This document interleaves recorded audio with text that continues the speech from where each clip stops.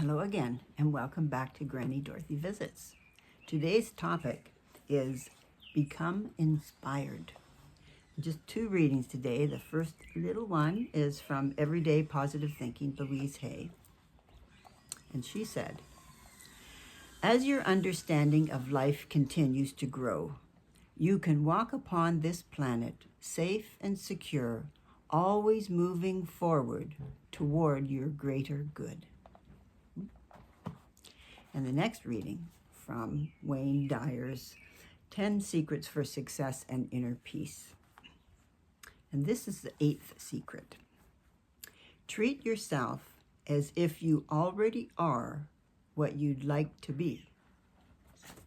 Whatever it is that you envision for yourself, no matter how lofty or impossible it may seem to you right now, I encourage you to begin acting as if what you would like to become is already your reality.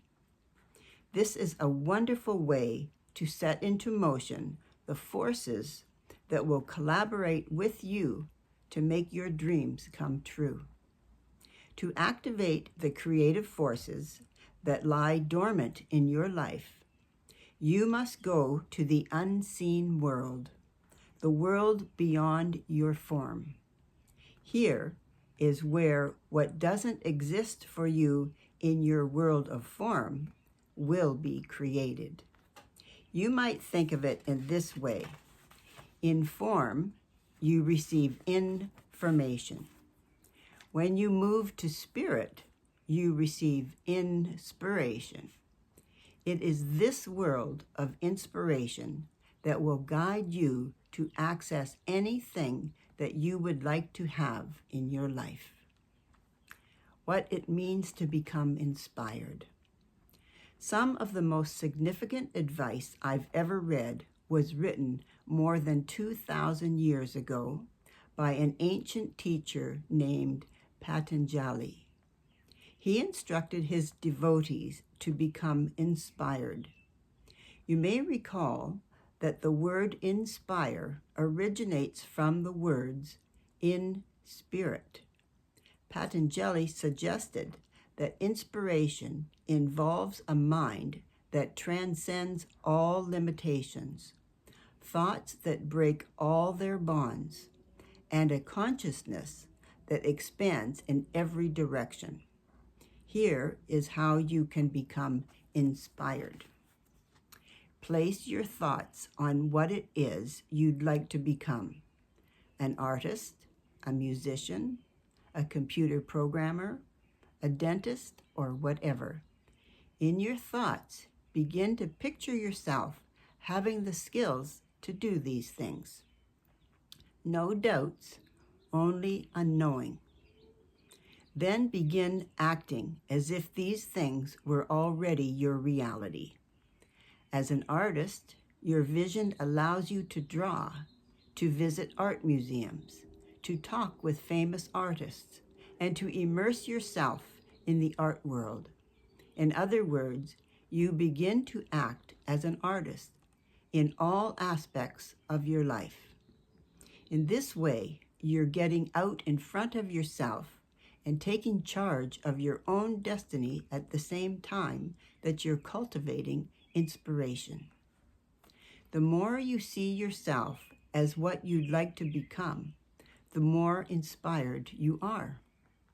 The dormant forces that Patanjali described come alive, and you discover that you're a greater person than you ever dreamed yourself to be. Imagine that.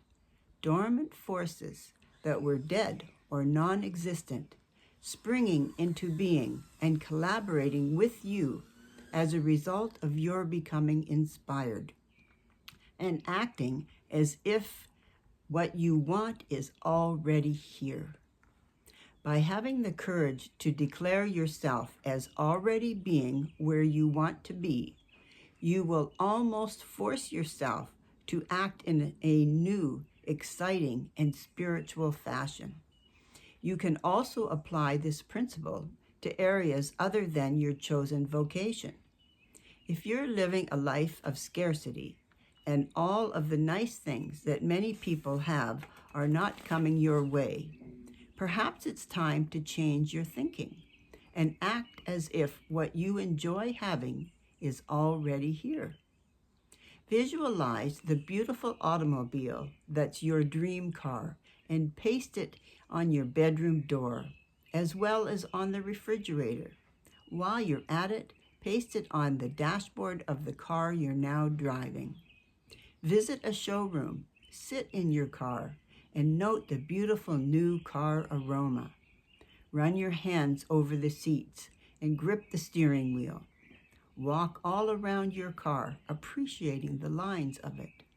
Take your car for a test drive and visualize that you're entitled to drive this car, that you're inspired by its beauty, and that it's going to find a way into your life.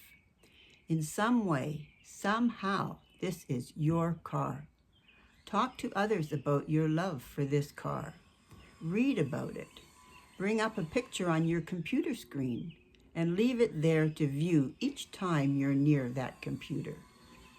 All of this may seem silly to you, but when you become inspired and act as if what you want is already here, you'll activate those dormant forces that will collaborate to make this your reality.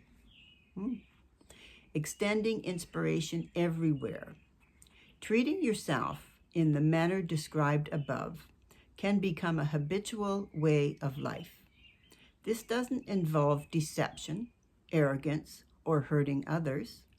This is a silent agreement between you and God, in which you discreetly work in harmony with the forces of the universe to make your dreams become a reality. This involves a knowing on your part that success and inner peace are your birthright, that you are a child of God, and as such, you're entitled to a life of joy, love, and happiness. In your relationships with your lovers, co-workers, and family, act as if what you would like to materialize in these relationships is already here. If you want a sense of harmony in the workplace, maintain a clear vision and expectation of this harmony.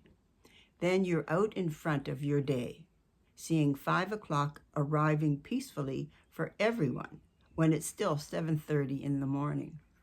Each time you have an encounter with someone, your 5 o'clock vision pops into your head and you act in a peaceful, harmonious way so as not to nullify what you know is coming. Furthermore, you act toward everyone else as if they too are all that they are capable of becoming. These kinds of expectations lead you to say, "I'm sure you'll have everything ready this afternoon," rather than, "You're always late with everything, and I wish you would get on the ball." When you treat others in this way, they also fulfill the destiny that you're reminded them is there for them. In your family, particularly with your children, it's important to always have this little thought in mind. Catch them doing things right. Remind them often of their inherent brilliance, their capacity for being responsible, their innate talents, and their fantastic abilities. Treat them as if they're already responsible, bright, attractive, and honorable. You are so terrific. I'm positive you'll feel great about your interview. You're so smart. I know you'll study and do well on that exam. You are always connected to God, and God doesn't do sickness. You're going to feel much better tomorrow at this time. When you act toward your children, parents, siblings, and even more distant relatives, as if the relationship was great and going to stay that way, and you point out their greatness rather than their goofiness, it is their greatness that you will see. In your relationship to your significant other, whomever that may be sure to apply this principle as frequently as you can. If things aren't going well, ask yourself, am I treating this relationship as it is or as I would like it to be? So how do you want it to be? Peaceful, harmonious, mutually satisfying, respectful, loving? Of course you do. As such, before your next encounter, see it in those ways. Have expectations that focus on the qualities of inner peace and success. You'll find yourself pointing out what you love about that person rather than what they're doing wrong. You'll also see the other person responding to you in love and harmony rather than in an embittered way. Your ability to get out in front of yourself and see the outcome before it transpires will cause you to act in ways that bring about these results. This strategy for living works for virtually everything. Before I speak to an audience, I always see them as loving, supportive, and having a terrific experience.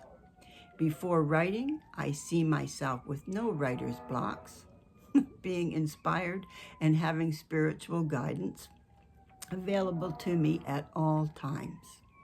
As A Course in Miracles reminds us, if you knew who walked beside you at all times, you could never experience fear again. This is the essence of inspiration, as well as seeing the future in terms of how you want it to be, and then acting exactly in that manner. That would be really good, eh? To really create the life that you want, the relationships that you want. We have that within us to do it. We just have to give it a little bit of thought and have faith, be inspired, and just do it. So I send you my love. Till next Monday. Bye for now.